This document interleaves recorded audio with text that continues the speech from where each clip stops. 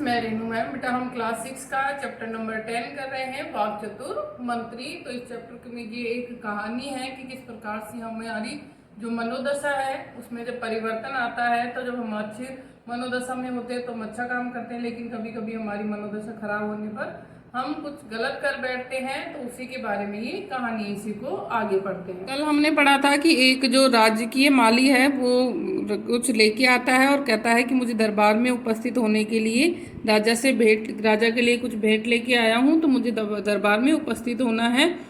द्वारपाल ने दरबार में जाकर राजा को प्रणाम किया और बोला, महाराज, राजकीय माली आपके लिए भेंट लेकर आया है, वह दरबार में उपस्थित होने की अनुमति चाहता है, उसे शीघ्र हमारे समक्ष लाओ। राजा ने द्वारपाल को आदेश दिया। तो द्वारपाल ने राजा को जाके बताया कि जो राजकीय माली है वो कह रहा है कि मैं राजा के लिए कुछ भेंट लेके आया हूँ। तो राजा कहते हैं कि उसे शीघ्र दरबार में उपस्थित होने की अनुमति दो, उसे शीघ्र हमारे समक्ष लेकर आओ। राजा ने द्वारपाल को आदेश दिया। कुछ ही क्षणों में माली एक पोटली लेकर दरबार में उपस्थित हो गया और राजा को प्रणाम करके बोला, महाराज, मैं आपके लिए नई ऋतु की एक सब्जी लेकर आया हूँ, कृपया इसे स्वीकार करें। यह कहकर माली ने पोटली खोलकर छोटे छोटे 8-10 बैंगन राजा के सामने रख दिए। तो माली बोला कि मैं आपके लिए एक नई ऋतु की सब्जी लेकर आया हूँ, और उसने पोटली खोलकर उसमें से 8-10 बैंगन है वो रख दिए, कृपया इसे स्वीकार किए। राजा ने बैंगनों को निहारा तो वो उन्हें बहुत ही अच्छे लगे। फलस्वरूप उसने प्रधानमंत्री को संबोधित करके पूछा, मंत्री जी, आपके विचार में यह सब्जी कैसी है? तो राजा ने जब उन बैंगनों को देखा तो वो उन्हें बहुत अच्छे लगे, और उन्होंने अपने जो प्रधानमंत्री थे जिनसे वो सारी बातें पूछते थे उनसे पूछा कि आपके विचार में ये सब्जी कैसी है। चतुर मंत्री राजा की भावदशा को भाप गया, तो वह बोला, महाराज, इस सब्जी का क्या कहना? जरा इन बैंगनों के चमकते जामुनी रंग को देखिए। प्रत्येक बैंगन के सिर पर हरे रंग की टोपी तो एकदम मुकुट के समान दिखाई दे रही है। तो जो मंत्री था वो चतुर था, तो वो राजा की भावदशा को समझ गया कि राजा का जो मन है वो अच्छा है, उनकी मनोदशा अच्छी है, तथा उन्हें भी ये बैंगन अच्छे लगे हैं, इसीलिए उन्होंने बैंगनों की तारीफ कर दी। मंत्री की बात सुनकर राजा गदगद हो उठा। परिणाम स्वरूप उसने तुरंत माली को पुरस्कार के रूप में 100 मुद्राएं देने का आदेश दे दिया। जब उन्होंने मंत्री की बात सुनी तो उन्हें बहुत अच्छा लगा, और उन्होंने तुरंत ही माली को पुरस्कार देने के लिए का आदेश दिया, 100 मुद्राएं देने का उन्हें आदेश दिया। माली अपने भाग्य पर इतराता हुआ राजा को धन्यवाद देकर अपने घर लौट गया। जो माली है वो अपने भाग्य पर बहुत इतराने लगा और राजा को धन्यवाद देकर अपने घर लौट गया। दिन बीतते गए तथा होते होते 1 वर्ष निकल गया। इसी प्रकार से दिन बीतते गए और 1 साल हो गया। पुनः वही ग्रीष्म ऋतु की सब्जियों का समय आ गया। राजकीय माली ने पिछले वर्ष की भांति इस बार भी छोटे छोटे बैंगन लेकर राजा को भेंट करने की ठान ली कि जिस प्रकार से 1 साल पहले वो राजा को बैंगन भेंट में दे के आया था, उसी प्रकार दोबारा से जब गर्मी की ऋतु की सब्जियां आई तो माली ने सोचा कि मैं इस बार फिर से राजा को बैंगन भेंट में दूंगा। द्वारपाल के माध्यम से दरबार में उपस्थित होने की अनुमति प्राप्त करके वह दरबार में चला गया और राजा के समक्ष नतमस्तक होकर अपने बैंगन उनके समक्ष रख दिए। और क्या हुआ, वो फिर से बैंगन लेकर आया और राजा के सामने उसी तरह से द्वारपाल से आज्ञा लेकर, और वो राजा के पास समक्ष प्रस्तुत होके राजा के समक्ष नतमस्तक यानी सिर झुका के, और उसने वो जो बैंगन थे उनके समक्ष रख दिए। दुर्भाग्यवश राजा की भावावस्था उस समय ठीक नहीं थी, और उसका बुरा भाग्य दुर्भाग्य यानी माने बुरा भाग्य, तो उसका भाग्य उस दिन अच्छा नहीं था, क्योंकि जो राजा थे उसकी मनोदशा यानी जो भावदशा थी वो ठीक नहीं थी। वह समझ गया कि माली पुनः पुरस्कार के लोभ में बैंगन लेकर आया है। वो राजा समझ गए कि जो माली है वो बैंगन पुरस्कार के लोभ में लेकर आया है। अतः वह तिलमिलाकर बोला, क्या है यह सब्जी लेकर चले आए भेंट देने हेतु? कि उन्होंने गुस्से में कहा कि क्या है ये सब्जी जो लेकर तुम चले आए? राजा की बिगड़ी भावावस्था को भांपकर प्रधानमंत्री भी एकदम बोल उठा, हाँ महाराज, यह सब्जी किसी काम की नहीं, इसी कारण तो इसे बेगुन का नाम दिया गया। और वो जो मंत्री था, प्रधानमंत्री, वो राजा की भावावस्था को समझ गया और वो भी एकदम से बोल पड़ा कि हाँ, यह सब्जी किसी काम की नहीं है, इसीलिए तो इसका नाम रखा बेगुन। बेगुन यानी बिना गुण की। बेचारा माली अत्यंत निराश होकर और अपना समूह लेकर अपने भाग्य को कोसते हुए दरबार से चला गया। जो माली था बेचारा वो निराश हो गया और वहां से चला गया। कुछ समय पश्चात राजा की मनोदशा सामान्य हो गई, तिलमिलाहट जाती रही और प्रसन्नचित दिखाई देने लगे। थोड़े समय बाद में राजा की जो मनोदशा है वो ठीक होने लगी और जो तिलमिलाहट यानी जो गुस्सा था उनका वो भी धीरे धीरे जाता रहा और वो थोड़ी प्रसन्नचित यानी खुश दिखाई दे रहे थे। अचानक उनका ध्यान माली वाली घटना की ओर गया। वह अपने किए पर पछताते हुए सोचने लगा, मैंने निर्धन माली के साथ अत्यंत अभद्र व्यवहार किया। कि जब उनकी मनोदशा ठीक हुई तो वो अचानक से उनको माली वाली घटना याद आ गई और वो सोचने लगे, उस पर पछताने लगे कि मैंने माली के साथ में है वो अच्छा व्यवहार नहीं किया। परंतु प्रधानमंत्री की मनोदशा तो असामान्य नहीं थी, लेकिन वो सोचते हैं लेकिन मेरी मनोवस्था तो ठीक नहीं थी, सामान्य नहीं थी, लेकिन प्रधानमंत्री था उसकी तो ठीक थी, फिर उसने ऐसा क्यों किया? भला उसने मुझे माली के साथ कटु व्यवहार करने से क्यों नहीं रोका? कि उन्होंने मुझे रोका क्यों नहीं ऐसा करने से? इस प्रश्न का उत्तर जानने के लिए राजा ने प्रधानमंत्री से पूछा, मंत्री जी, मेरी मनोदशा प्रातःकाल असामान्य थी, अतः मैंने निर्दोष माली के साथ अनुचित व्यवहार किया। तो इसलिए उन्होंने प्रधानमंत्री से पूछ लिया कि सुबह तो मेरी मनोदशा सामान्य नहीं थी, असामान्य थी, और इसी कारण से मैं निर्दोष माली था उसके साथ में मैंने अनुचित व्यवहार किया।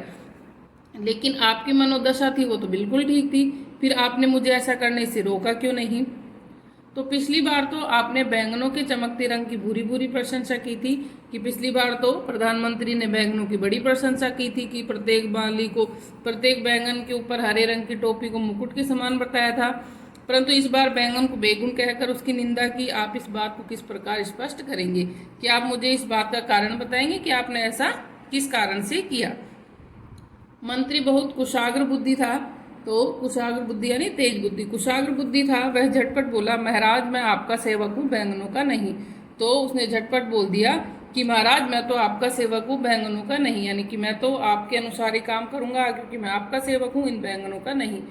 मंत्री का उत्तर सुनकर सभी सम्मान थे वो खिलखिलाकर हंस पड़े। राजा भी अपने प्रधानमंत्री की प्रत्युत्पन्नता पर ठहाका लगाए बिना न रह सके। तो राजा भी क्या हो गया कि अपनी प्रत्युत्पन्नता यानी कि हाजिर जवाबी के कारण वो भी उसमें खिलखिलाए बिना यानी हंसे बिना नहीं रह सके और उनकी सराहना करने लगा। परंतु भीतर ही भीतर वह अपने अभद्र व्यवहार पर पछताता रहा। लेकिन राजा है वो अपने अभद्र व्यवहार पर पछताते रहे। अतः उन्होंने क्या किया, माली को बुलावा भेजा और अपनी अभद्रता के लिए खेद प्रकट किया। यही नहीं, उसने माली को उचित पुरस्कार भी दिया। इसके साथ साथ में उन्होंने क्या किया, माली को पुरस्कार भी दिया। ये जो कहानी है इसके लेखक हैं ताहिर रफीक। शब्दार्थ है इसके, मेधावी, बुद्धिमान, वाक्पटु, चतुर्भाषी, अनुमति, इजाजत, समक्ष, सामने, मुद्रा, सिक्के, माध्यम, बीच बचाव, भावावस्था, मनोदशा, बेगुण, गुण रहित, अभद्र, बुरा, असामान्य, असाधारण, प्रत्युत्पन्नता, हाजिर जवाबी, खेद, पश्चाताप। इसके लेखक हैं ताहिर रफीक। इनका लेखक परिचय है कि लेखक ताहिर रफीक जम्मू एवं कश्मीर प्रदेश के निवासी हैं और कहानी लेखन उनका एक शौक है। 1961 ईस्वी में पंजाब विश्वविद्यालय से अंग्रेजी भाषा में MA करने के पश्चात उन्होंने जालंधर के एक कॉलेज में प्राध्यापक के रूप में काम किया तथा उन्होंने अनेक कहानियाँ और कविताएं लिखी हैं। तो ये हो गया हमारा चैप्टर खत्म। चैप्टर आपको अच्छे से पढ़ना है, कल करेंगे हम इसके प्रश्न उत्तर। थैंक यू। Class, so let's start our today's maths class. So in today's class we start our next chapter, that is chapter number 6 about the decimal number and decimal places. ठीक है, first of all हमने क्या पढ़ा था? First chapter we have that first of all क्या होता है, यहाँ से काउंट करते हैं हम लास्ट से डिजिट्स को, वंस, देन टेंस, 100, 1000, उसके बाद 10,000 और ऐसे करके। ठीक है, उसके बाद यहाँ पे वंस के बाद क्या आता है, पॉइंट आता है, उसको क्या बोलते हैं हम, डेसिमल पॉइंट। उसके बाद जो स्टार्ट होता है उसको हम बोलेंगे 10th। ये कौन सा प्लेस होता है, 10th।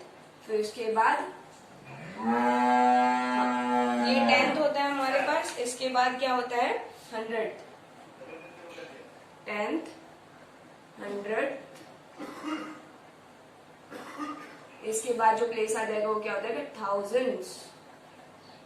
ठीक है, एस लग जाता है यहाँ पे। तो इसके इससे जस्ट पहले क्या होता है वंस, और इसके जस्ट बाद क्या होता है, पॉइंट के जस्ट बाद 10th प्लेस। 10th प्लेस वाली वैल्यू को हम कैसे लिखते हैं, 1/10 करके, इसको लिखते हैं 1/100 और इसको लिखेंगे 1/1000 करके। और यहाँ क्या होता है 1, फिर उसके बाद 10 से मल्टीप्लाई, फिर 100 से, फिर 1000 से, फिर 10,000 से, ऐसे करके मल्टीप्लाई करते हैं उनको अगर एक्सपेंड करना होता है हमें। ठीक है, तो लेट्स स्टार्ट अवर एक्सरसाइज। तो फर्स्ट क्वेश्चन है यहाँ पे, right each of the following in decimal form. ठीक है, हमें डेसिमल फॉर्म में लिखना है 9.856। ओके, एक और रूल होता है हमारे पास, यहाँ पे पॉइंट के जस्ट बाद हम उनको ऐसे काउंट नहीं करेंगे। फॉर एग्जाम्पल यहाँ पे 128 है, तो पॉइंट के बाद हम उसको 128 रीड नहीं करेंगे, हम उनको क्या करेंगे, अलग अलग से नंबर 1, 2 और 8 ऐसे प्रोनाउंस करते हैं। ठीक है, ना देखो यहाँ पे क्या है 9, फर्स्ट ऑफ ऑल 9 है हमारे पास, फिर उसके बाद पॉइंट इन्होंने बोला है, फिर क्या है 856, तो सिंपली 856। सेकंड जो है उसमें है हमारे पास 36.348। तो ऑलरेडी बोला है इन्होंने 36, तो वहां आएगा 36.348, तो 348। ठीक है, नेक्स्ट जो है उसमें क्या है 52.999, ऐसे ही करके आप लिख देना 52.999। उसके बाद फोर्थ जो है उसमें 620 है, तो 624। उसके बाद पॉइंट है, फिर 0, 2 और 4, ऐसे करके आपके पास आंसर आ जाएंगे। Now second one is, so in the second one we again write in the form of decimal। और यहाँ पे पॉइंट्स नहीं गिवन और पॉइंट्स वाली वैल्यूज को हमें खुद से रिकॉग्नाइज करना है। फर्स्ट ऑफ ऑल यहाँ देखो 3 टेंस वाली टर्म्स कहाँ आती है, पॉइंट के लेफ्ट हैंड साइड पे। लेफ्ट हैंड साइड मतलब कि जैसे फॉर एग्जांपल हमारे पास है 286.78 और 7। ठीक है, तो पॉइंट के जस्ट इधर ये लेफ्ट टर्म होती है और इधर क्या होता है, राइट टर्म होती है। अब यहाँ देखो वंस, टेंस और 100 ये होता है, और ये क्या होता है टेंस, TENTH, टेंस। ये होता है हंड्रेड्स, ठीक है, हंड्रेड्स, और ये होता है हमारे पास थाउजेंड्स। अब यहाँ से देखो थाउजेंड्स हो जाएगा। ठीक है, अब यहाँ देखो ये कौन सा प्लेस है, वंस, ये है टेंथ। ठीक है, अगर हमारे पास वंस वैल्यू यहाँ पे नहीं मेंशन है तो हम क्या लिखेंगे, उसकी जगह 0। और यहाँ पे अगर टेंथ और उसके बाद हमारे पास 10th वैल्यू मेंशन नहीं है और सिंपली हंड्रेड्स वैल्यू है, तो क्या हो जाएगा, ये वाली टर्म क्या हो जाएगी 0। मतलब जो प्लेस इनके जैसे यहाँ से हम यू जाते हैं, ठीक है, तो यहाँ से अगर हम 100 वाली प्लेस वाली डिजिट दे रखी है हमारे पास और ये दोनों नहीं मेंशन है, तो इन दोनों की जगह क्या लिखोगे 0। ठीक है, जो मेंशन नहीं हो उसके रिप्लेसमेंट में हम क्या लिख देते हैं, उस वैल्यू को, उस टर्म को हम 0 कंसिडर करते हैं। यहाँ देखो 3 टेंस कहाँ है हमारे पास, यहाँ पे, तो ये वाला प्लेस नहीं गिवन क्योंकि आगे क्या है 4 टेंस, मतलब पॉइंट के बाद स्टार्ट हो गया, तो ये टर्म क्या हो जाएगा वहां पे 0। मैंने पिछली बार इसको 3 उसमें वंस में करा दिया था कंसिडर, तो उसको करेक्ट कर लेना आप अपनी नोटबुक में। ये क्या आ जाएगा 30, क्योंकि वंस प्लेस क्या है यहाँ पे मिसिंग है, तो उसकी जगह क्या आ जाएगा 0। नाउ पॉइंट, क्योंकि पॉइंट के बाद ही हमारे पास 10th आता है और वो भी फर्स्ट पॉइंट के जस्ट बाद आता है, वो कितना है 4 10, तो मतलब 30.4 आ गया इसका आंसर। नेक्स्ट में देखो 900, 100 वाली टर्म कहाँ थी, हंड्रेड्स लिखा होता है ना, TH और S लिखा होता तो वो इधर जाता। ठीक है, लेकिन यहाँ पे क्या है, इधर की साइड है, तो यहाँ 100 पे ये प्लेस है। उसके बाद देखो टेंस, मतलब पॉइंट के जस्ट बाद स्टार्ट हो गया, तो मतलब ये दोनों डिजिट्स क्या है, यहाँ पे ये दोनों मिसिंग है, तो क्या हो जाएगा 900, क्योंकि ये मिसिंग है पॉइंट और उसके बाद 10th प्लेस पे गिवन है। अगर यहाँ 100 प्लेस गिवन होता है तो ये भी 0 हो जाता है 10th प्लेस। ठीक है, जो मिसिंग होता है उसको हम 0 लिखते जाते हैं, तो यहाँ क्या हो गया 900.9। ठीक है, नेक्स्ट देखो 2 वंस तो हमारे पास यहीं पे होता है, इसके जस्ट बाद हमारे पास पॉइंट ही होगा, वो कितना है 2 टेंस, तो 2 टेंस पे ही है। अगर 100 पे होता है तो 10th की प्लेस पे क्या हो जाता है 0। नाउ देखो 805 वंस, 800 और 100 के बाद कौन सी टर्म आती है टेंस, तो यहाँ टेंस मिसिंग है, तो पहले तो 8 लिखा, उसके बाद 10 मिसिंग है तो 0, वंस है तो वंस लिख दिया, अदरवाइज क्या हो जाता उसकी जगह पे 0 हो जाता अगर मिसिंग होता। उसके बाद 5 टेंस, तो पॉइंट आ जाएगा, और 10 कहाँ आ जाता है इसके जस्ट बाद। अगर ये मिसिंग होता तो 100 वाली वैल्यू अगर गिवन होती है और ये मिसिंग होता तो क्या लिख देते, इसकी जगह 0, तो ये आ जाएगा हमारे पास 10। ठीक है, now next one is, So in the third one we have expressed the following decimals by converting the denominator to, denominator कौन सा होता है, horizontal line के नीचे वाला, उनको कन्वर्ट किस में करना है, 10, 100 और 1000 में। अब हमें नहीं पता कि कैसे करेंगे इनको। अब सबसे पहले देखो, फर्स्ट ऑफ ऑल है हमारे पास 7/5, ठीक है, डिनोमिनेटर ये है, इसको हमें इन टर्म्स में करना है। अब फर्स्ट ऑफ ऑल देखो ये नियरेस्ट किस में चेंज हो सकता है, नियरेस्ट वाली मतलब सबसे स्मॉलेस्ट को ही ट्राई करते हैं कि उसमें चेंज हो जाए। अगर नहीं हो पाता तो हम आगे मूव करते हैं, ठीक है। फर्स्ट ऑफ ऑल हम 10 के लिए देखते हैं, 5 को मल्टीप्लाई करके 10 आ सकते हैं, तो सिंपली हम वही लिख देंगे 2, और ऊपर भी किससे होगा फिर 2 से, ये कितना आ जाएगा 14, और यहाँ कितना आ गया 10, ठीक है, आ गया। अब यहाँ देखो रूल क्या होता है, अब जितनी जीरोस होती है ना, यहाँ पे कितनी 0, 1, तो लेफ्ट से फर्स्ट ऑफ ऑल तो हमें दोनों डिजिट्स को सेम करना। तो डिजिट्स मतलब अगर यहाँ पे 2 है तो यहाँ पे भी कितनी होनी चाहिए, 2 डिजिट्स होनी चाहिए, ठीक है। तो यहाँ देखो अब कितने डिजिट, कितने जीरोस है, 1 0 है, तो राइट से, राइट कौन सा टर्म होता है, पहले तो 14 लिखो, राइट कौन सा टर्म होता है, यहाँ से एक प्लेस छोड़ के हम क्या लगा देते हैं, डेसिमल, ठीक है। नेक्स्ट देखो 17/50, ठीक है। अब हम इसको क्या करें, 10 तक बनाना। अब यहाँ पे मल्टीप्लाई करके 10 कर तो 10 तो नहीं बना सकते हम, तो किस पे ट्राई करेंगे, 100 पे, ठीक है। 50 को 2 से मल्टीप्लाई कर दें, कितना आ जाएगा, 100 आ जाएगा, कितना हो गया 34 और अपॉन में 100। अब यहाँ देखो, यहाँ कितने डिजिट्स है 3, और यहाँ ऊपर कितने हैं, सिर्फ 2 है। तो अब देखो पॉइंट्स की अगर बात हो, जैसे यहाँ पे है हमारे पास 286.7 और 2, ठीक है। पॉइंट्स के बाद अगर वैल्यूज हमारे पास सेम नहीं है, मतलब डिजिट सेम करनी है, तो पीछे लगाते हैं जीरो जितनी भी लगानी हो, और पॉइंट के इधर वाली टर्म्स के लिए आगे लगाते हैं जितनी भी जीरो, ठीक है। तो यहाँ क्या हो जाएगा 034 हो जाएगा, ठीक है, क्योंकि हमें क्या करनी है, यहाँ पे डिजिट सेम करनी है एक तरीके से। अब कितने जीरोस है 2, राइट से इधर से 2 प्लेस छोड़ दो 1 और 2, और इसके आगे क्या लग जाएगा, डेसिमल पॉइंट, ठीक है। नाउ नेक्स्ट है हमारे पास 49/200। नाउ 200 को भी हम किस पे ले जाएंगे, इन वाले उसमें किस पे जा सकते हैं, सबसे पहले 10 पे नहीं हो सकता, 100 पे नहीं हो सकता, हम ये बोल सकते हैं 2 से डिवाइड कर दे, लेकिन क्या हो जाएगा, ये नंबर हमारे पास 2 से डिविजिबल नहीं है, तो हम क्यों रिस्क लें, इससे बेटर है हम किस पे जाएं, इस पे 1000 पे। 1000 किससे आ जाएगा, 5 से मल्टीप्लाई करके, तो ऊपर वाली वैल्यू को क्या करते हैं 5 से मल्टीप्लाई, 5 9 45, 5 2 45 आ गया, और नीचे क्या आ गया 1000। अब यहाँ देखो कितनी डिजिट्स है, 1 2 3 4, और ऊपर कितने से 3, तो क्या करेंगे एक जीरो यहाँ पे ऐड कर देंगे। अब लिखो इसको पूरा 2 4 5, कितने जीरोस है 3, तो यहाँ से भी कितने, राइट से 3 प्लेस छोड़ के हम क्या लगाएंगे 1 2 और 3, तो यहाँ क्या आ जाएगा हमारे पास डेसिमल, ठीक है। इसके बाद 18/25, 25 को हम 5 में तो चेंज, 10 में तो चेंज नहीं कर सकते, तो किस में करेंगे, सिंपली 100 में 4 से मल्टीप्लाई कर दो, 72/100। क्या करेंगे, डिजिट सेम, तो यहाँ 0 लगा दो, 2 प्लेस छोड़ के, और क्या आ जाएगा डेसिमल, ठीक है। Now next question is, so in the fourth question we have to write in expanded form. Expanded form हम ऑलरेडी पढ़ चुके हैं, किसमें, फर्स्ट चैप्टर में।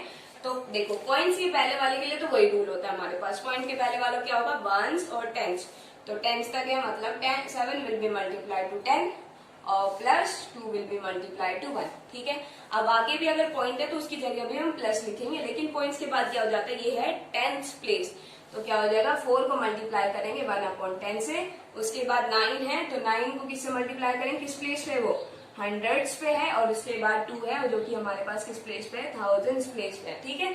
ऐसे करके आपको बाकी सारे करने, जैसे 3 आ जाए 842.829, ये थर्ड पार्ट है। इसमें क्या है, यहाँ देखो पॉइंट्स के जस्ट पहले 1 10 और 100 तक गया, मतलब कि 8 will be multiply two 100 plus 5 will be multiply two 10 and plus 4 will be multiply two 1, ठीक है। इसके बाद डेसिमल वाले स्टार्ट हो जाते हैं, उसमें क्या होता है टेंस, तो plus 8 will be multiply two 1/10 plus 2 will be multiply two 1/100, और ऐसे ही 9 विल बी मल्टीप्लाई टू 1/1000, ठीक है। सिर्फ एक्सपेंडेड फॉर्म में हमें ऐसे ही करना है। Now next one is,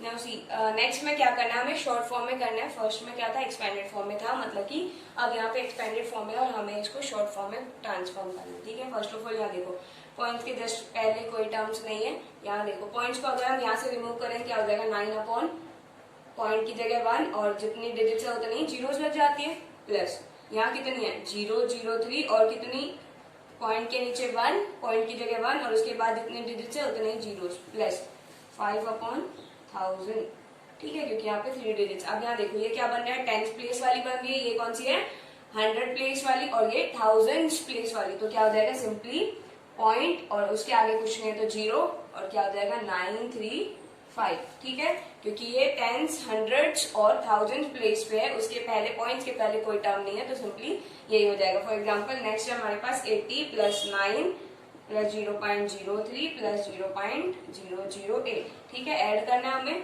first of all ये तो हमारे पास ऑलरेडी किसमें है 1s और 10s प्लेस पे, तो ये तो हो जाएगा 89। अब पॉइंट्स में लिखना है, ये कौन से पे है 2 जीरोस है ना, 2 डिजिट्स है, तो मतलब ये 100s प्लेस पे है, तो 10s प्लेस वाली क्या है यहाँ मिसिंग है, तो उसकी जगह क्या आ जाएगा 0 फिर 3, और यहाँ ये कौन से पे 1000s प्लेस पे है, तो इसकी जगह 8 आ जाएगा। ठीक है, ऐसे ही नेक्स्ट है हमारे पास last one 700 plus 50 plus 0.3 plus 0.03 plus 0.005। ठीक है, स्टैंडर्ड फॉर्म में करना है हमें। फर्स्ट ऑफ ऑल देखो 10s और 100 प्लेस है और 1s यहाँ पे नहीं दिख रहा है, तो क्या हो जाएगा उसकी जगह 0 हो जाएगा, अब पॉइंट आएगा। उसके बाद ये 10s प्लेस पे दिख रहा है क्योंकि 1 डिजिट के बाद पहले क्या है यहाँ पे डेसिमल, इसमें 2 डिजिट्स और यहाँ पे 3, तो मतलब ये 10s 100s और ये 1000s पे है, तो सिंपली इनको लिख देंगे 335, ये आंसर आ जाएगा। ठीक है, जो डिजिट हमारे पास है, जो टर्म मिसिंग होती है उसकी जगह हम 0 लिखते हैं यहाँ पे भी। ठीक है, so students, that is all for today. I hope you got all the content I taught you today. Thank you, have a nice day.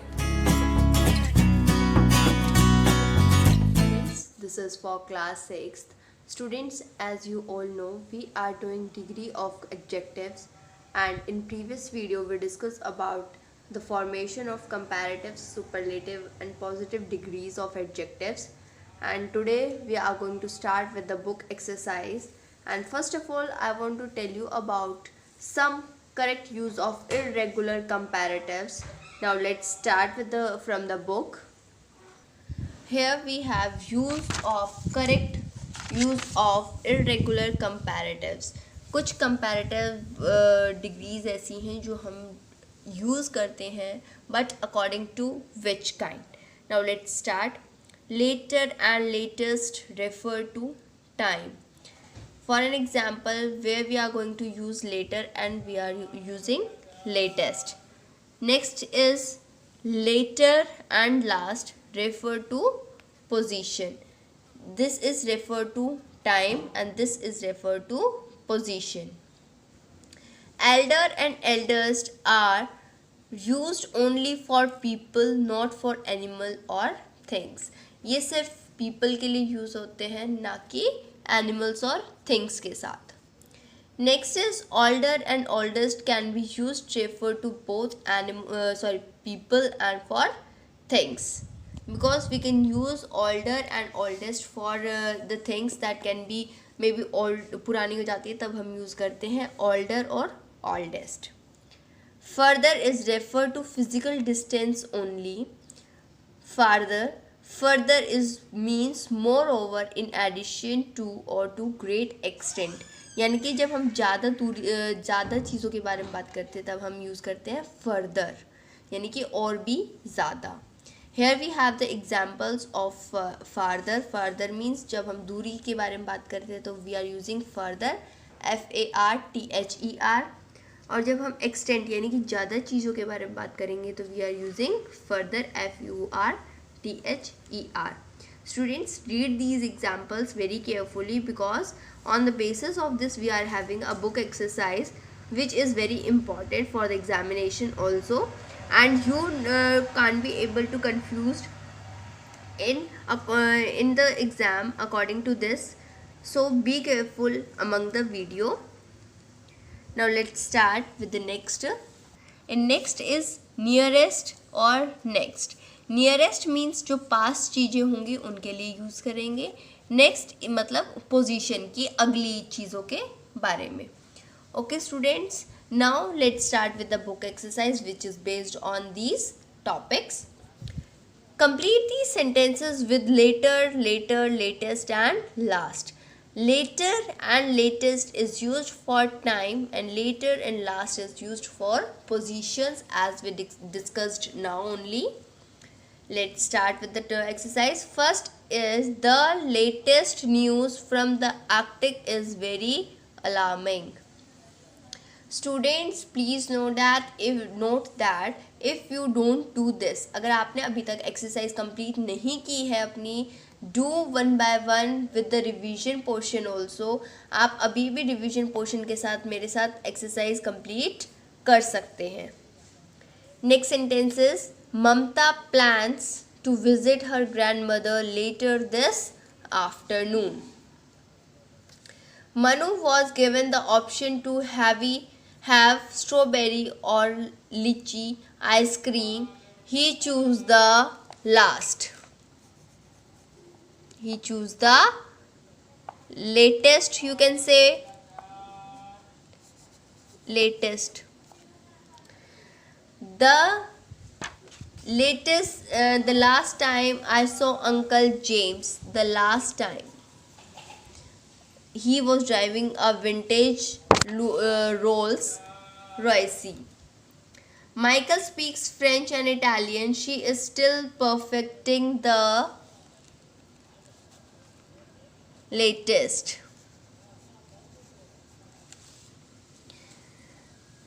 Complete these sentences with older and elder.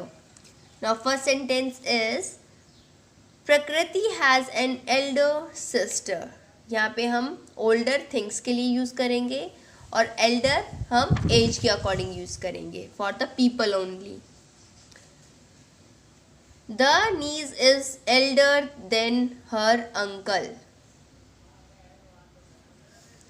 Vikram is the older of the two brothers. Reema is elder than Reema by 2 years. Dev's elder brother serves in the army. And next question is complete these sentences with oldest and eldest. Eldest और oldest हम use करते हैं superlative degree के according. First sentence is Vinay is the oldest player in the team. Hinduism is perhaps the oldest religion in the world.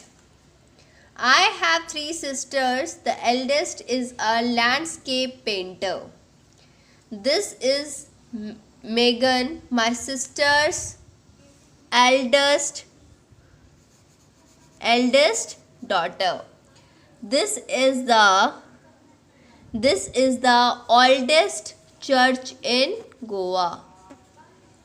Now next exercise on the next page, on page number 43. Complete these sentences with further or further. The judge asked if there were further commitments to be made. Komal lives farther away from school than I do. Nothing could be further from the truth. We decided to discuss the issue further in the meeting. During their last mission, the astronauts traveled even further into space. Next question is complete these sentences with nearest or next. Could you please tell me where the nearest metro station is? Second one is as soon as she finished one project, she started planning the next. The next hospital is 2 miles from here. I will be busy this week and next. Who is sitting nearest to Puneet? Next exercise is complete these sentences with the appropriate form of the adjectives given in the bracket. आपको इसमें adjectives की degree को form करके degrees के according आपको इन adjectives को use करना है और सेंटेंसेस के अकॉर्डिंग फिल करना है. Okay students, first sentence is this is the funniest film I have ever seen. Parachuting is the most exciting sport of all. How is your grandfather today? Is he any better? Arpita is one of the industrialist girl.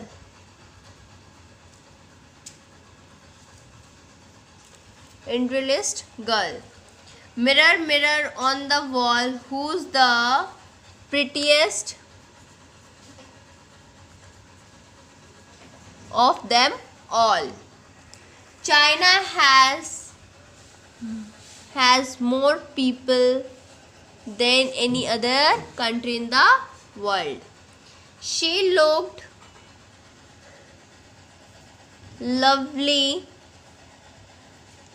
loveliest in the wedding photographs. Very few Indian kings were as greatest as Ashoka. There was not the slightly excuse for it. Neha's hands were as colder as ice. Coldest. Okay students, now we completed with this book exercises of degrees of comparison of adjectives, as you see, and in the next video we will start with the next chapter. I hope you understand this exercise and do if you don't do. अगर आपने अभी तक नहीं की है तो इन exercise को complete कर लीजिए. Thank you everyone. Morning students, welcome to our YouTube classes. This is for class 6. In previous class, we do the exercise of 7th chapter of history, new ideas and new religions. Today we do the short and long question answer of this chapter. First question we do in previous class and today we start with second question. So our second question is explain the process of the growth of towns and cities in the later Vedic period. Later Vedic period में towns and cities की growth कैसे हुई. ठीक है, तो answer है surplus in agricultural production is led to the development of town and cities. कि जब एग्रीकल्चर में विकास हुआ तो टाउन एंड सिटीज का भी विकास हुआ. सेकंड है why was Mahavira called Tirthankara. Mahavira was a person who has achieved enlightenment and show the path to other, so he was called तीर्थकारा. कि महावीर ऐसे पर्सन थे जिन्होंने खुद भी ज्ञान को प्राप्त किया था और वो दूसरे लोगों को भी इसके लिए अग्रसर करते थे, इसलिए उनको तीर्थकारा बोलते थे. Next is what was the 8-fold path. तो 8-fold पथ क्या है? Right observation, right determination, right speech, right action, right livelihood, right memory and right meditation. क्या है? 8 है right observation, right determination, right speech, right action, right livelihood, right memory and right meditation. Our fifth question is What are stupas? What were their significance? कि स्तूप क्या है और इनकी क्या विशेषताएं हैं. Stupas are semi-spherical domes like structures that contain the sacred remains or relics of Buddha and other monks. कि स्तूप वो सेमी स्पेरिकल डोम होते हैं जिनके अंदर बुद्ध या अन्य किसी मोंग की जो उनके अवशेष होते हैं, उनकी जो अस्थियां होती हैं उनको रखा गया है, उनकी जो बची हुई चीज़ें हैं उनको रखा गया है.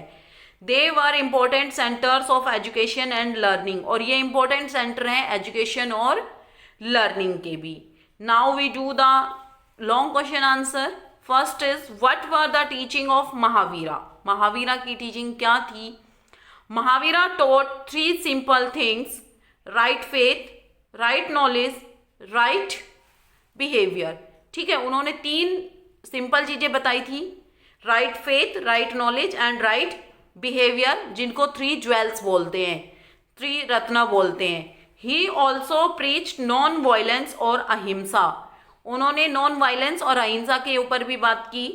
ही opposed the caste system and considered all people equal. वो जाति प्रथा का बहिष्कार करते थे और वो सभी लोगों को इक्वल मानते थे।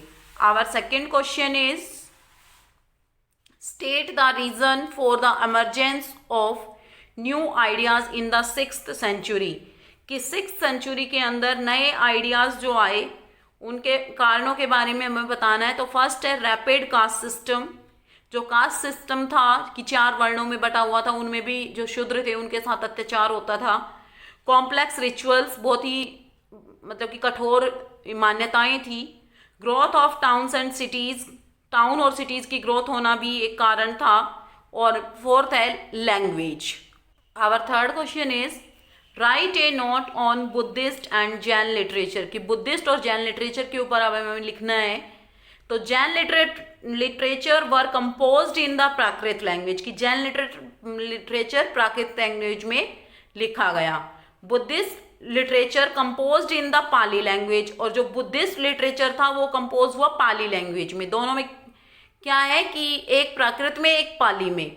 Jain literature consist of epic, novel and drama, और Buddha literature compiled into 3 books called Tripitakas, कि जो जैन लिटरेचर था वो कंसिस्ट है, वो लिखा हुआ है एपिक्स में, नोवेल में और ड्रामा में। और जो बुद्धिस्ट लिटरेचर है, बुद्धिस्ट, वो लिखा हुआ है 3 बुकों में जिनको त्रिपिटका बोलते हैं। Our fourth question is what was the turning point in Siddhartha life, कि सिद्धार्थ की लाइफ में टर्निंग पॉइंट क्या था। Siddhartha life changed when he saw an old man, a sick man, a dead body and a holy man, कि सिद्धार्थ का जीवन बदल गया जब उसने 4 लोगों को देखा, एक बूढ़ा व्यक्ति, एक बीमार व्यक्ति, एक डेड बॉडी और एक भक्त व्यक्ति को। He witnessed 4 scenes and these changed his life forever. ये जो 4 दृश्य उसने देखे, इन्होंने उसके जीवन को बिल्कुल ही चेंज कर दिया। Our next question is comment on Buddhist art and architecture, कि हमें बुद्धिस्ट आर्ट और कला जो शिल्प कला के ऊपर एक कमेंट करना है, मतलब कि उनके ऊपर कमेंट करके बताना है, कुछ कहना है हमें उनके ऊपर। There are many Buddhist monuments and sculptures have been found in different parts of India. Stupas of Sanchi, Amravati, Bodh Gaya are important architecture. Buddhist monasteries और विहार्स are another architecture. कि बुद्धिस्ट जो मोन्यूमेंट हैं, बहुत सारे monument हैं Buddhist time के, बहुत सारे स्कल्पचर्स पाए गए हैं भारत के विभिन्न भागों में, जिनमें जो स्तूप ऑफ सांची है अमरावती में, बोध गया में, ये इम्पोर्टेंट आर्किटेक्चर हैं। बुद्धिस्ट मोंटेस्ट्रीज और विहार्स हैं वो और मतलब कि अलग आर्किटेक्चर है। ये आर्किटेक्चर के टाइप्स हैं कि स्तूप हैं, स्कल्पचर्स हैं, बुद्धिस्ट मोंटेस्ट्रीज हैं, विहार्स हैं। तो ये सारे क्या हैं, टाइप्स हैं। बेटा एक बार हम लॉन्ग क्वेश्चन आंसर फिर से रिवाइज कर लेते हैं। तो our first long question is what were the teaching of Mahavira, की महावीरा की टीचिंग क्या थी। तो Mahavira taught 3 simple things, right faith, right knowledge, right behaviour, ये 3 ज्वेल्स के नाम से भी जाने जाते हैं। He also preached non violence और ahimsa. He opposed the caste system and considered all people equal. ठीक है, उसके बाद है state the reasons for the emergence of new ideas in the 6th century, की 6th century के अंदर जो नए आइडियाज आए उनके बारे में हमें बताना है। तो rigid caste system, complex rituals, उसके बाद है growth of towns and cities, और उसके बाद language. Our third question is write a note on Buddhist and Jain literature. तो बुद्धिस्ट और जैन लिटरेचर के ऊपर हमें लिखना है। Jain literature were composed in the Prakrit language, Buddhist literature composed in the Pali language, Jain literature consist of epic, novel and drama, Buddhist literature compiled into 3 books called Tripitaka. ठीक है, उसके बाद है fourth question what was the turning point in Siddhartha life, कि सिद्धार्थ की life में turning point क्या है। Siddhartha life changed when he saw an old man, a sick man, a dead body and a holy man.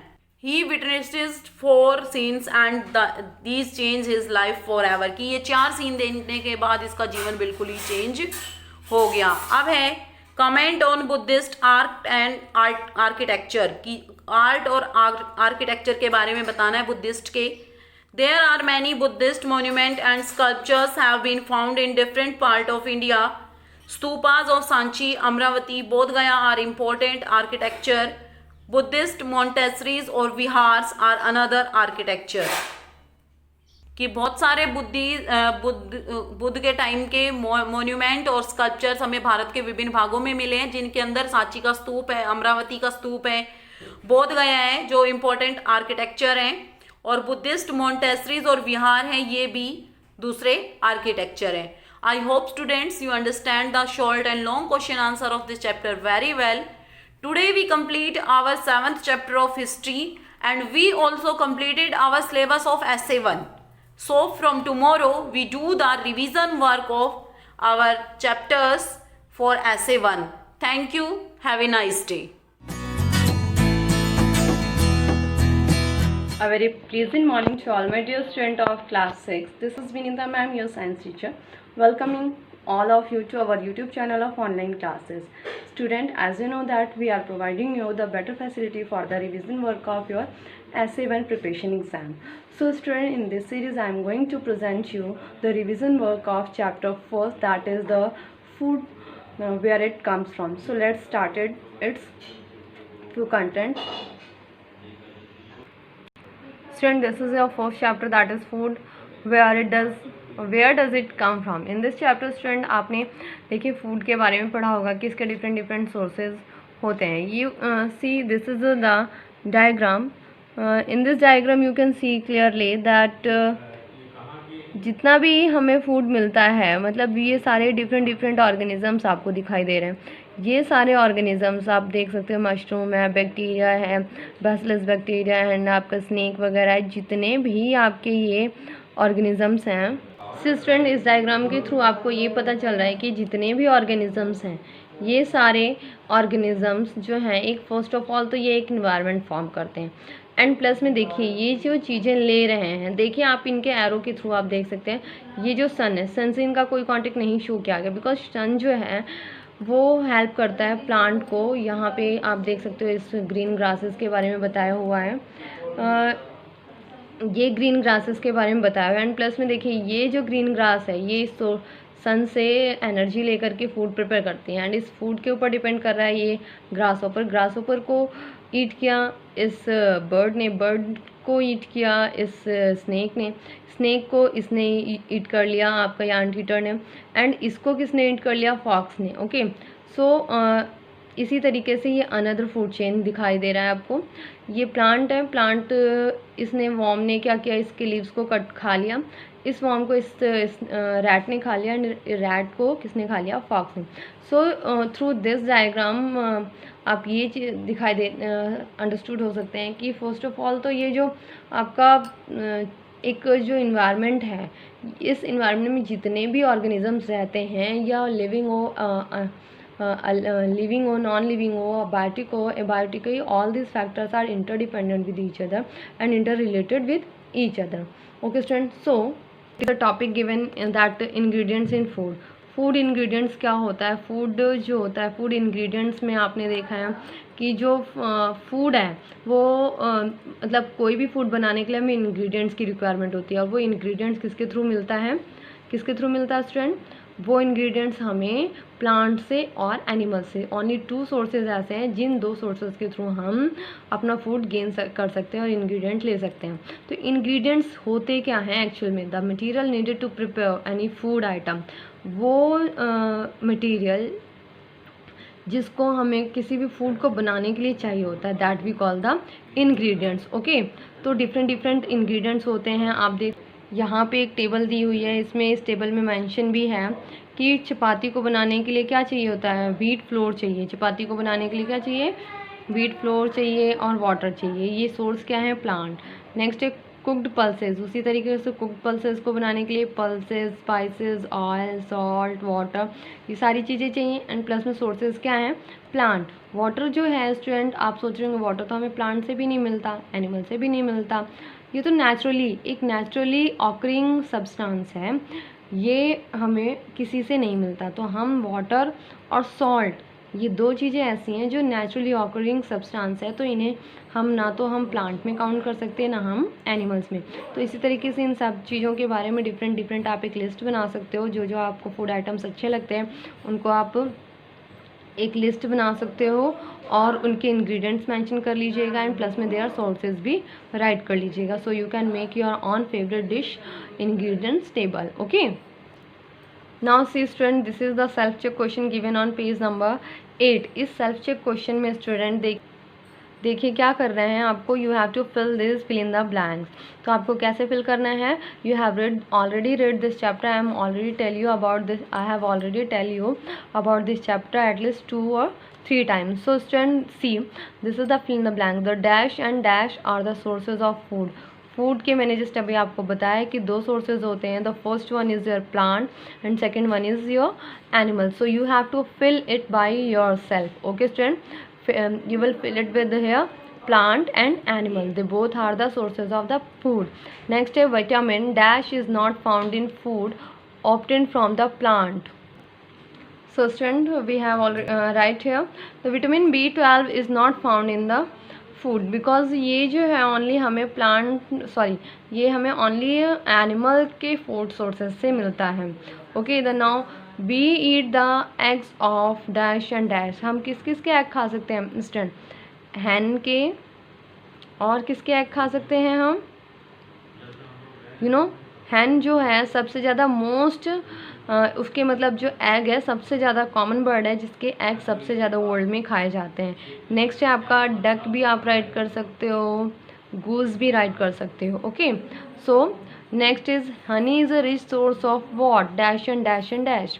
Honey जो है हमारा बहुत ही ज़्यादा रिच सोर्स होता है कार्बोहाइड्रेट, प्रोटीन एंड मिनरल्स। उसमें सबसे ज़्यादा कार्बोहाइड्रेट, प्रोटीन एंड मिनरल्स मिलते हैं।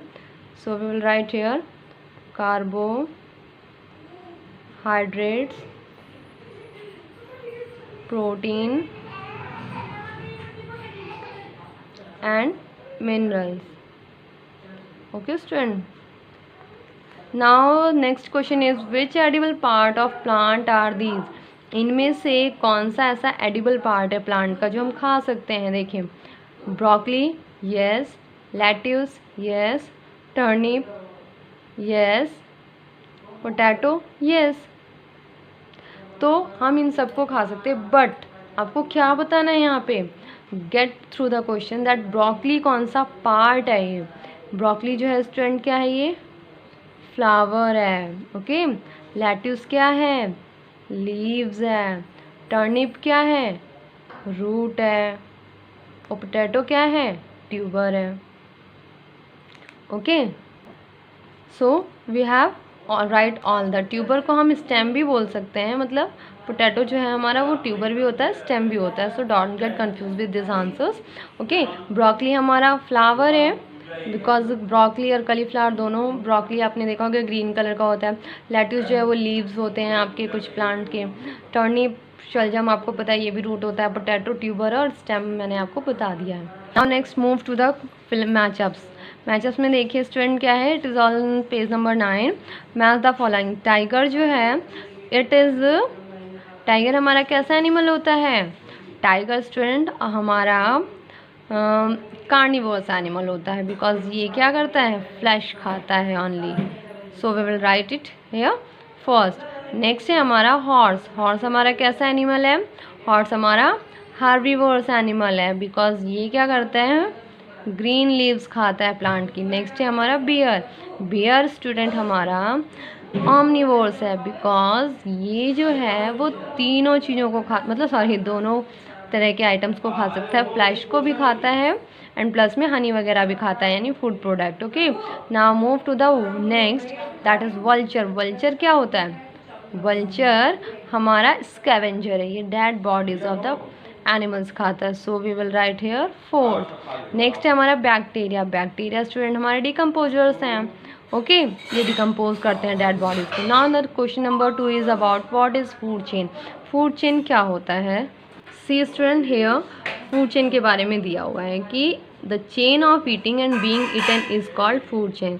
सो यू कैन राइट इट, यहाँ पे आप दी लिखेंगे Okay, from here to here the chain of eating and being eaten is called food chain. वो chain आप देख सकते हो यहाँ पे कि एक organism को दूसरा organism खा रहा है. The chain of eating and being eaten, किसी को खाना और किसी के द्वारा खाया जाना.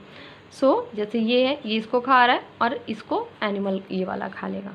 So student, we have completed our today's content. I hope you will revise all the content of this video. Take care. Goodbye, students. Good morning, student. Welcome to online class. This is Saruj from MLP International School. Student, nowadays we are doing our revision part. So exercise and other things we have completed. Now from today onwards, I have started the question answer of all chapters. So let us start. Good morning, student. Welcome to online classes. Student for class 6. Today we are going to start the revision of question answers of chapters. So in this regard, second chapter का आज हम करेंगे revision, The Little Friend का. So student, what we see. Now students, see the question number 1. How did the snail look like? इसमें आपको क्या बताना है कि snail कैसा दिखता था. नाउ आंसर जो है फर्स्ट क्वेश्चन का क्या है. The snail was a yellow and brown with a curly shell. यानी कि स्नेल जो था येलो और ब्राउन कलर का था जिसके ऊपर जो है कर्ली शेल थी. तो ये है आपका क्वेश्चन नंबर 1 का answer. Now see question number 2 क्या है. What was the tiny creature scared of. वो छोटा सा जो जीव था वो किस चीज से डर गया था. Answer of the second question is the tiny creature was scared thinking that it might be crushed to pieces if the heavy foot comes down on it. छोटा क्रिएचर इस चीज से घबरा गया था ये सोचकर कि अगर उस विशाल काय जो है दैत्य टायर नुमा जो हाथी का अगर उसके ऊपर पैर रखा जाता तो उसके जो है टुकड़े टुकड़े हो गए होते. नंबर 3 क्वेश्चन देखिए. Why did the elephant chuckle. यानी कि एलिफेंट जो है क्यों चिंघाड़ा. The snail. आंसर देखिए. Request to move elephant's heavy foot so he can save himself. When he was saved he thanked and said to elephant that he wished that he may be able to help him one day. On hearing his word the elephant chuckled. यानी कि जो है जब snail ने request की हाथी से कि आप अपना भारी भरकम पैर जो है वो पीछे कर लीजिए ताकि मैं बच सकूं, और जब हाथी ने उसके कहे अनुसार पैर पीछे कर लिया और उसकी लाइफ सेव होगी, तो स्नेल ने कहा कि आपका बहुत बहुत धन्यवाद, और जिस तरह से आपने मुझे बचाकर मेरी मदद की है तो समय आने पर मैं भी आपकी मदद करूंगा. उसकी ये बातें सुनकर जो है एलिफेंट जो है वो जो है मुस्कुराने लगा. अब देखिए number 4. How many elephants were caught in the enclosure and by whom. कितने हाथी इनक्लोजर में पकड़े गए और किसके द्वारा. आंसर 3 देखिए. The 3 elephants were caught in the enclosure by the elephant catchers. यानी कि 3 हाथी पकड़े गए थे और किसके द्वारा पकड़े गए थे. एलिफेंट कैचर्स के द्वारा. आंसर क्वेश्चन नंबर 5 देखिए. How did the snail help the elephant in trouble. कि स्नेल ने जो है हाथियों को किस तरह से मदद करी जब वो मुसीबत में थे. So answer of this question is when the elephant were in trouble, the snail helped him by sending their message to the leader of the herd. यानी कि एलिफेंट जब ट्रबल में थे, स्नेल ने जो है उनका मैसेज जो है उनके हर्ड के जो लीडर था उसको देकर इस तरह से उसकी हेल्प की.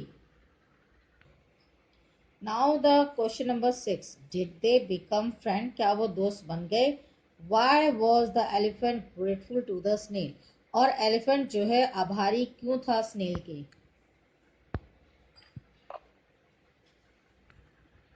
Answer number 6. Yes they become friends. The elephant was grateful to the snail because of him elephant life was safe. यानी कि हाँ वो दोस्त बन गए थे और हाथी जो है उससे आभारी थे क्योंकि स्नेल की वजह से ही उनकी लाइफ सेफ हुई थी।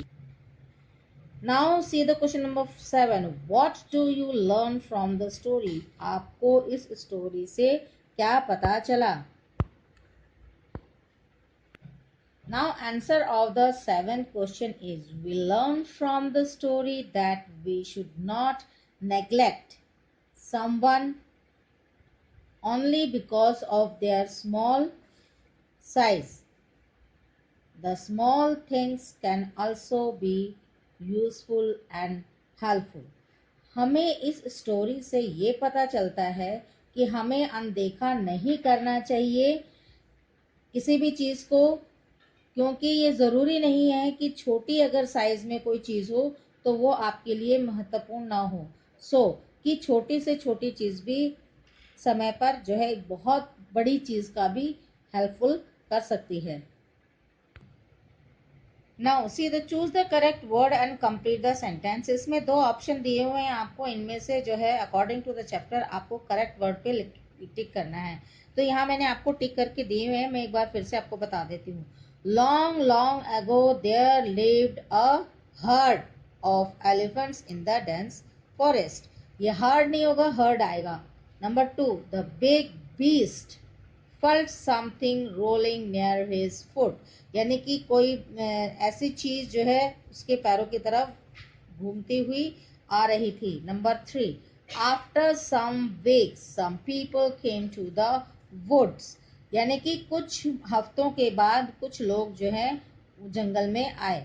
Number 4, but the elephants were worry and they had moved off, लेकिन जो हाथी वहां से निकल गए थे। Number 5, the elephants bellowed with anger but they could do nothing, हाथी जो है गुस्से से चिंघाड़ने लगे लेकिन वो कुछ नहीं कर पाए। Number 6, the elephant stared at the yellow and brown snail in surprise, जो है हाथी जो है उस येलो और ब्राउन जो है स्नेल को सरप्राइज से देख रहे थे। Number 7, the leader spoke to the herd and they marched with him, leader जो है स्नेल से हर्ड का जो झुंड का जो लीडर था उसने बात करी और वहां से वो चल पड़े।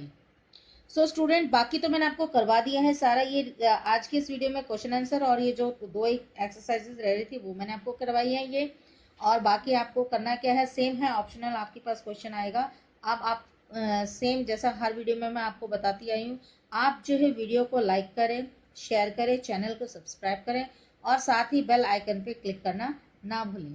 Thank you, take care.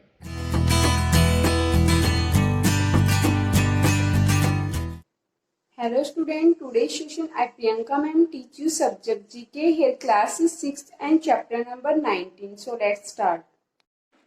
Student, chapter number 19 is Island of the World. That is your SST subject topic, Islands of the World. Student, that is our continent Asia. इसमें भी बहुत सारे आइलैंड्स हैं जिनका यहाँ डिस्कस किया गया है, और that is the world map.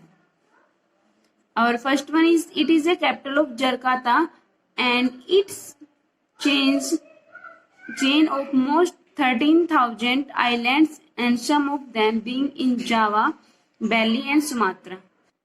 तो स्टूडेंट इसमें जो फेमस है वो कौन कौन से हैं, जावा, Bali and Sumatra.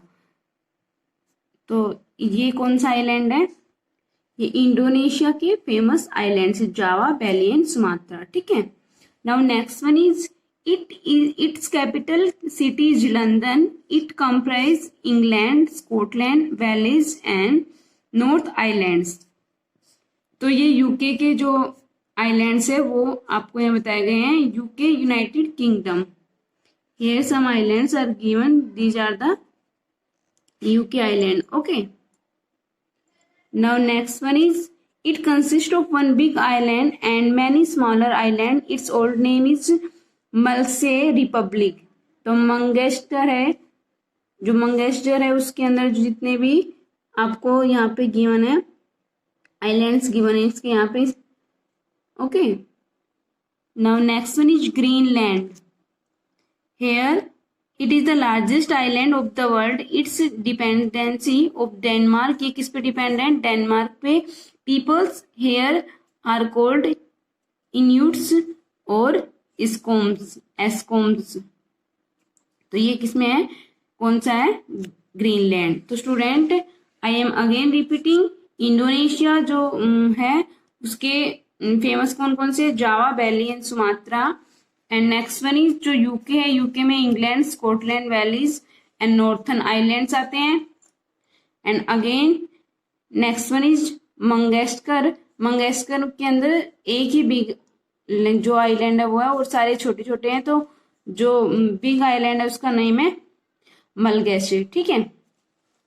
Now next one is Greenland. Greenland में भी ग्रीनलैंड एक खुद में ही एक लार्जेस्ट आइलैंड है, सबसे बड़ा है वर्ल्ड का ग्रीनलैंड आइलैंड. और इसके अंदर भी स्मॉल जो है आइलैंड है. ओके.